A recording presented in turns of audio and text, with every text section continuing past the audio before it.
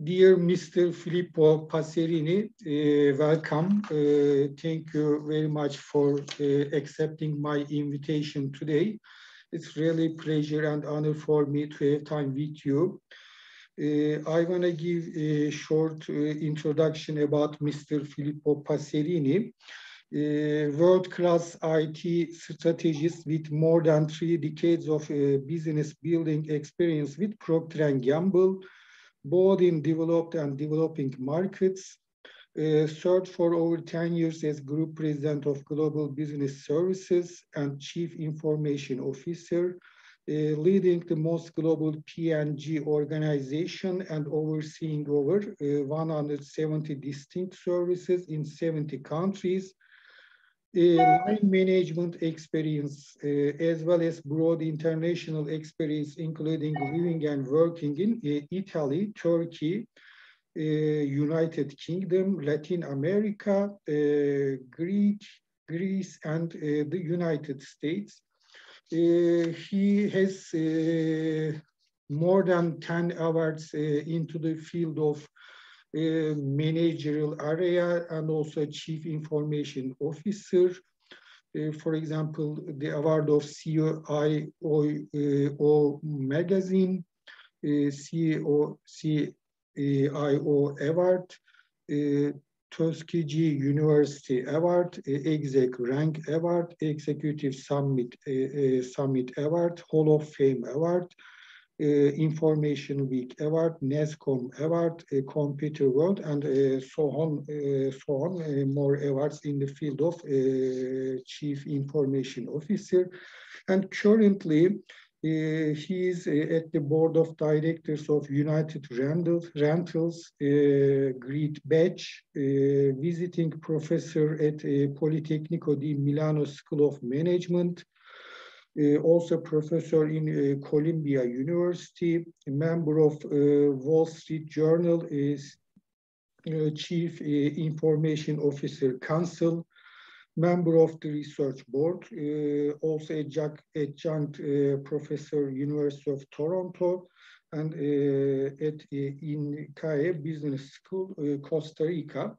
Thank you again, Mr. Filippo Passerini.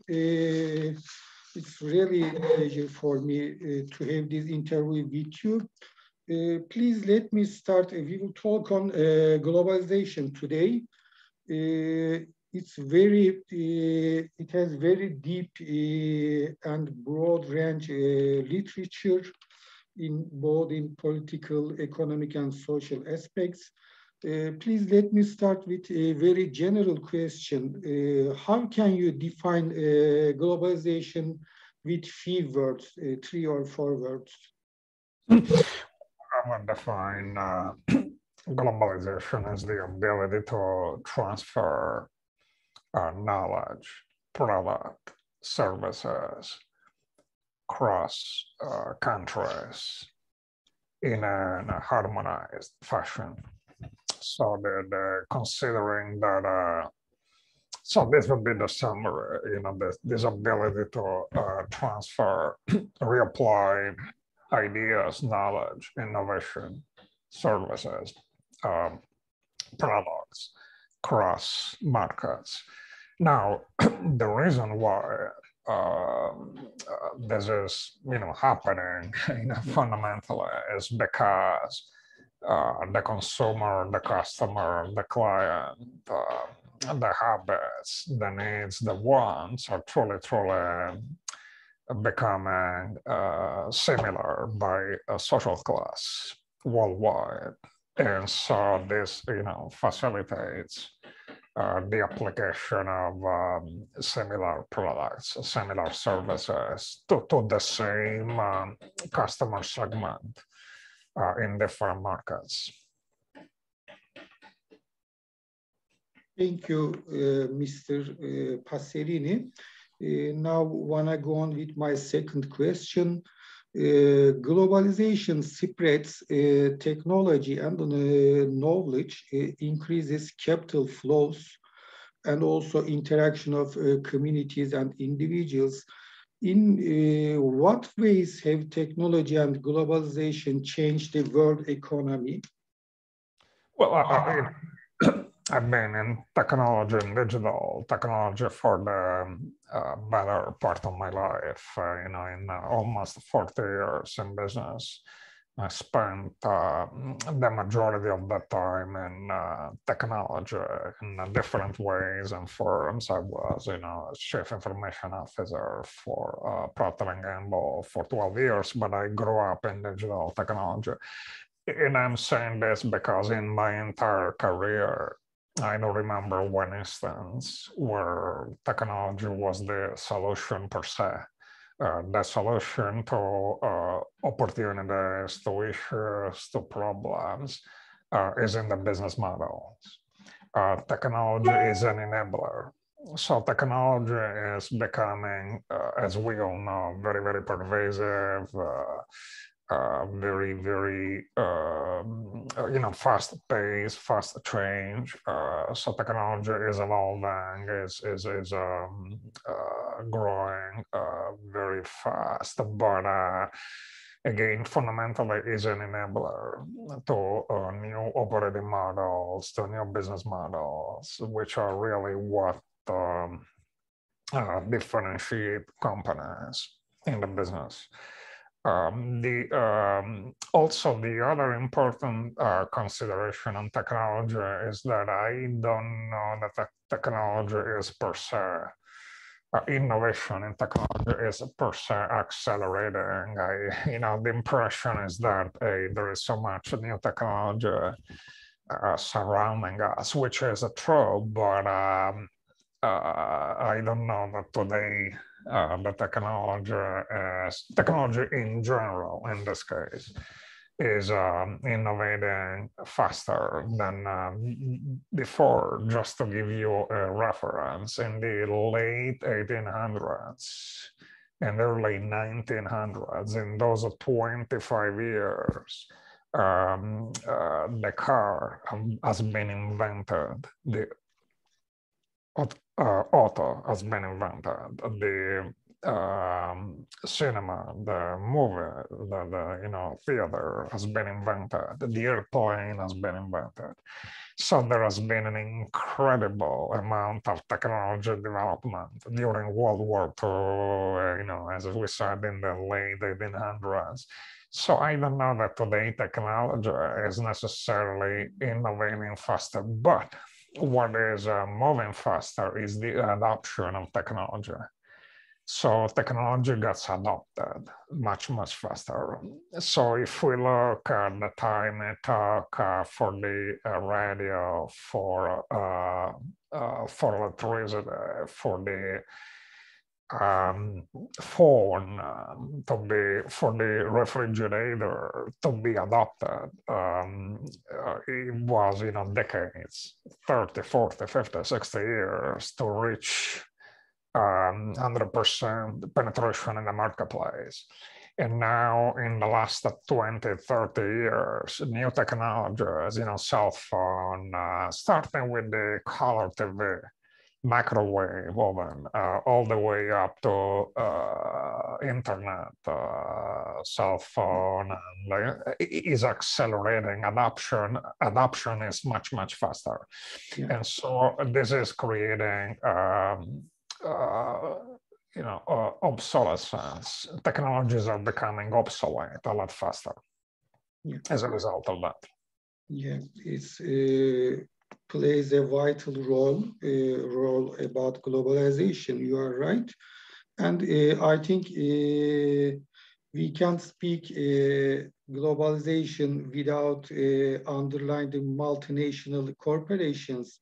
I think also these corporations, multinational firms, financial institutions is one of the factors that accelerated the technological progress with their research and development investments.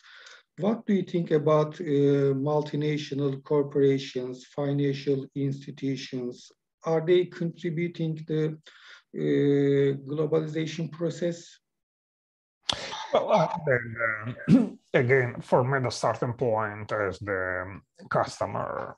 That is, thanks to the flow of information, which is a lot faster, the customer is becoming much more globalized in a way. So the habits, the needs, the wants of customers for the same segment, for the same social segment, through different different countries, different markets is very, very similar. This is different than it was 50 years ago or 100 years ago. So when I teach, as an example, at the International MBA in Milan, there are young women and men come from 20 different nationalities, from Asia to Latin America, Europe, North America. And you can hardly tell the difference between them. You cannot tell, except from some of the physical characteristics, but you couldn't tell whether they are from Japan or from South America or from Northern Europe. The way they talk, the way they dress, so there is a lot of similarities. And the similarity of people by social class is due to this fast-flowing information. And this is what creates a global consumer or a global customer. People want the same products, the same services by and large, and there is always some local customization, but by and large, they want the same. And this is what is driving global products and global services. So to me, this is the chain, the sequence of steps. This is how it works. At this point, I am totally agree with you in the customer side about similarities. One word, one consumption style. I agree with you at that point. In international conferences, I meet too much people from different countries. As you said in your example about Milano University, I see the same thing in the conferences. We can jump to the income distribution point maybe after your words. Yes, maybe for skilled society, communities, or people, that can be happen. For example, if a person has a PhD degree or master degree, educated labor force, they can go, they can visit other countries, they can make PhD in other countries, for example, in UK, France, Italy. There are many students from Tunisia, Morocco, South Africa, Egypt. They are doing their PhD, master in European countries. But for the unskilled labor force, what do you think from the point of income distribution? Does globalization create opportunity for unskilled laborers, or? Well, I think so. Yeah, we're going through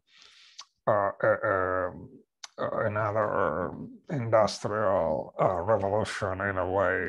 This is probably the fourth era of industrial revolution, and there is always when we go through this dramatic inflection points, there is always disruption, instability in the world, in the economies, in the labor market.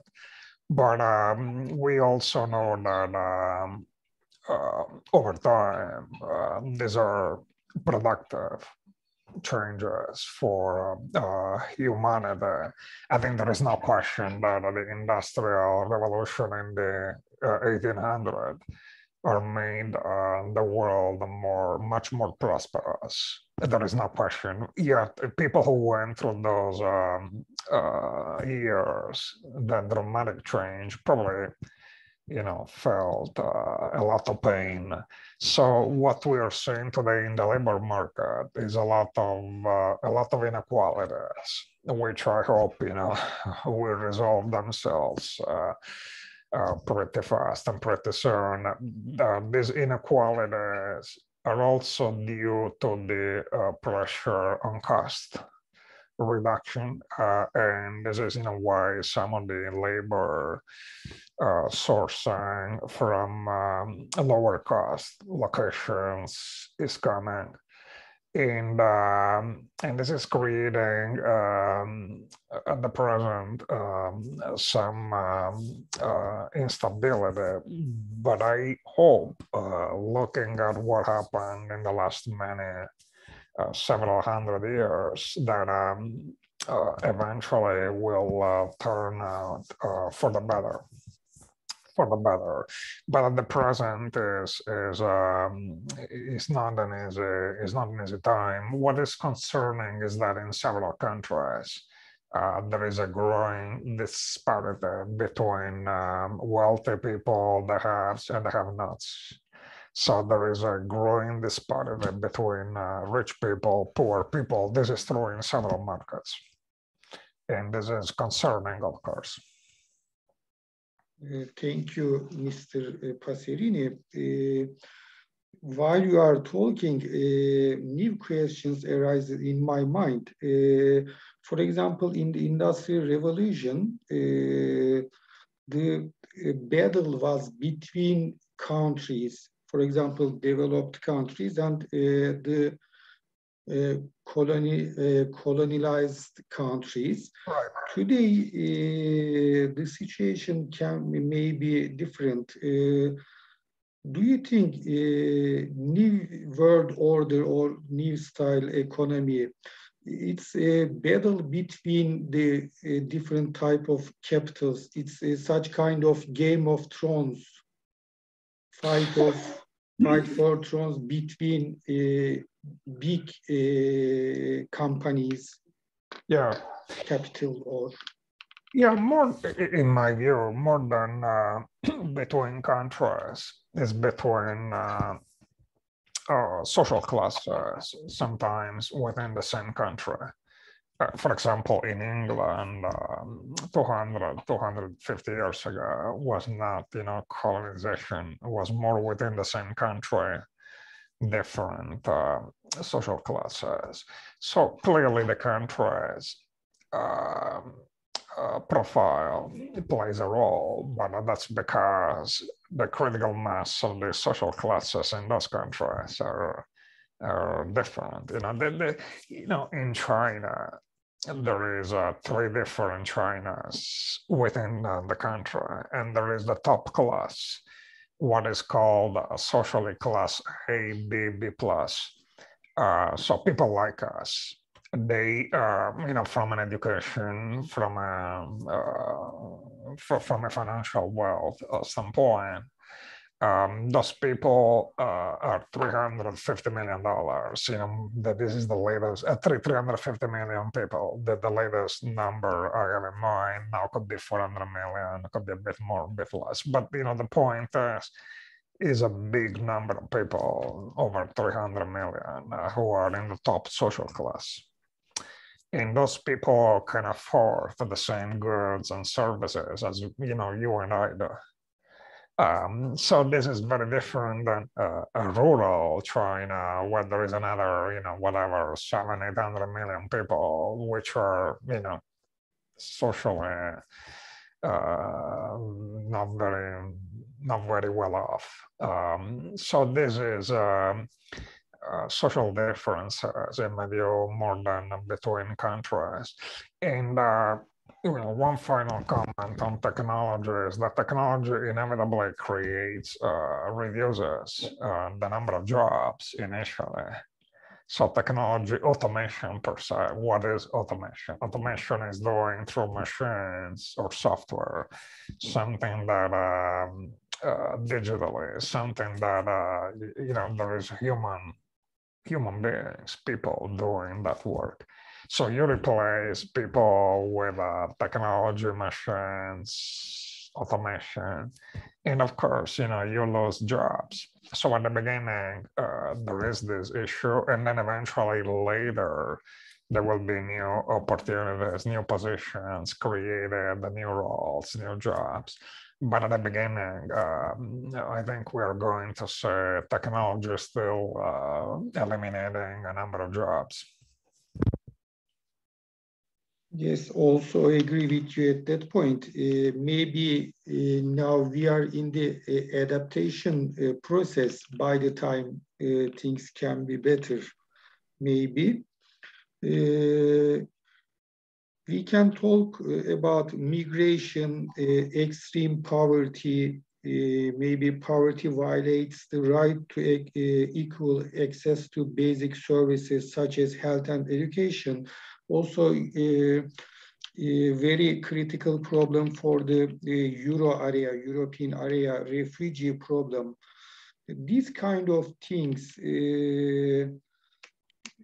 can create big problems for the globalization process.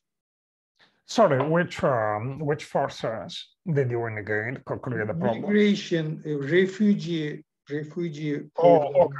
Yes. Well, actually, my opinion there is that when we say migration, is a way to, has always been a way to rebalance economic disparities. It has always been like that. The whole migration to the United States from Europe in the early 1900s, earlier, but fundamentally in the first 20, 30 years of the 1900s, has been a way to rebalance the economy. So migration, historically, starting 3,000 years ago, has always been, probably earlier, has always been a way to rebalance some of the economic disparities. So what we are seeing now is, that phenomenon of poor people do whatever it takes to go to countries where they can make a better living. And frankly, I don't think migration can be stopped or can be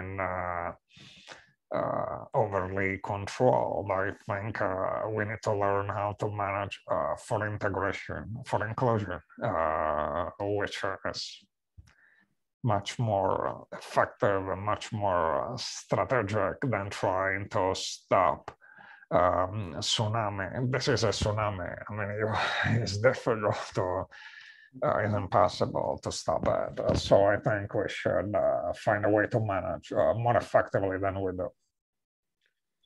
Yes, I see that some problems need to be solved in the future. Oh, yeah. Yes. Final question, Mr. Passerini. What can be the main challenges for the near future we will face about globalization, about world economy? Well, I think, for example, COVID-19 was a very big problem. Now, for the near future, do you think well, I think we will have new problems like that? I believe what the world is discovering, particularly not only with COVID, the pandemic to an extent, but also now with the war between Ukraine and Russia. What the world is discovering is that these over dependence in the interconnectivity of the economy can be a two-edged sword.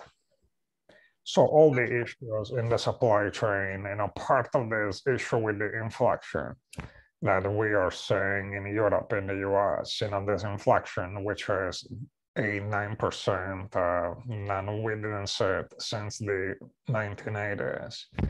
or early 1990s. So this incredible inflection level of so high is the result of course, a number of factors, but one critical driver is the supply chain, which is affecting most companies that I know of with imports from China, from other countries being delayed, or with some manufacturing facilities shut down during COVID. So all these issues in the supply chain, which is creating a lot of challenges and is contributing significantly to the price raise, to the commodity price increase, and to the inflation as a result of that. This is the showing people that is a high interdependency between countries is a two-edged sword, because the economy drives you to import where the cost is most effective, but then you are dependent on those economies, and it could be Russia, it could be China. And in the moment something happens on the political side or something unexpected, like a pandemic, there is a lot of domino effect, a lot of implications. So I believe it would be interesting. I cannot predict what is going to happen. I think no one knows, but certainly I cannot.